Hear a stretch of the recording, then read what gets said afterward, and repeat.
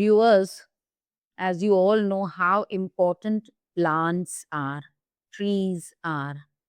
અને પહેલાના ટાઈમમાં તો વડલો, પીપળો, કડવો લીમડો એના બધાના ઝાડ તો ખાસ ઘરની બહાર લોકો વાવતા અને એને મોટા કરીને એના છાંયડામાં બેસતા.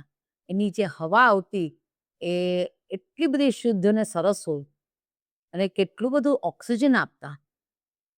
એની સાથે સાથે તુલસીમાં એ તુલસીનો રોપ આપણે જ્યારે આંગણામાં ઉગાડીએ છીએ અને સાંજે રોજ એની એક દીવો કરવાનો, તો એની જે પ્રથા છે અને તુલસી જ શા માટે આંગણામાં વાવવી જોઈએ, શા માટે આપણા આંગણામાં એને સુશોભિત થવા દેવી જોઈએ?